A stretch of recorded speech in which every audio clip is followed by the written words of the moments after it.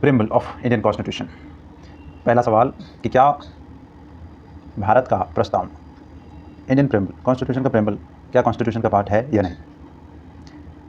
तो जवाब यही है कि कॉन्स्टिट्यूशन का पार्ट है, बट सुप्रीम कोर्ट ने अपने पहले जजमेंट में 1960 में बेरुवाड़ी यूनियन केस में कहा था कि प्रेम्बल कॉन्स्टिट्यूशन का भाग नहीं है। लेकिन अपने दूसरे मामले में, केशवानंद भारती मामले में, अपने ही पिछले बयान को पलट दिया और सुप्रीम कोर्ट ने ये जजमेंट दिया कि प्रेम्बल कॉन्स्टिट्यूशन का इंटेग्रल पार्ट है, वो एक अभिन्न हिस्सा है, उसके बिना संविधान अधूरा है।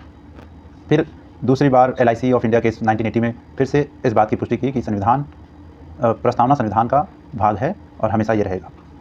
तो संविधान की प्रस्तावना में बहुत सारे शब्द हैं, जैसे हम भारत के लोग, भारत को एक संपूर्ण प्रभुत्व संपन्न समाजवादी पंथ निरपेक्ष लोकतंत्रात्मक गणराज्य इत्यादि इत्यादि बनाने के लिए, है ना।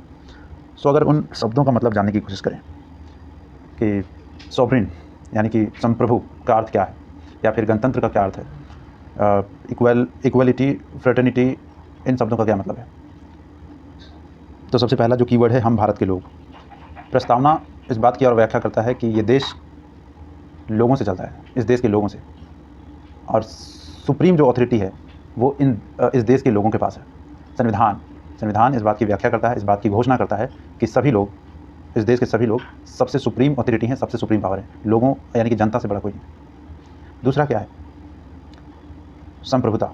संप्रभुता का अर्थ है कि भारत अपने आप में शक्ति संपूर्ण है, किसी दूसरे राज्य या किसी दूसरे नेशन पर किसी भी तरह से डिपेंडेंट नहीं है या उससे नीचे नहीं है।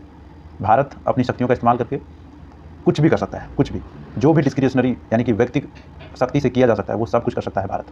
हालांकि भारत ने कॉमनवेल्थ की सदस्यता ली 1945 में, फिर 1948 में यूनाइटेड नेशन की भी सदस्यता ली, लेकिन इससे कहीं भी भारत की संप्रभुता को हानि नहीं पहुंचती, क्योंकि उन ऑर्गेनाइजेशंस या फिर कॉमनवेल्थ की सदस्यता जिस तरह से फ्री विल के साथ ली जा सकती है, उसी तरह से फ्री विल के साथ हटाई भी जा सकती है, वहाँ से निकला भी जा सकता है। इसलिए ये किसी भी तरह से भारत की संप्रभुता को क्षति नहीं पहुँचाती। उसके बाद फ्रेटर्निटी, भाईचारा। फ्रेटर्निटी कहता है कि फ्रेटर्निटी लोगों के बीच भाईचारे की भावना को बढ़ाता है। भाईचारे की भावना को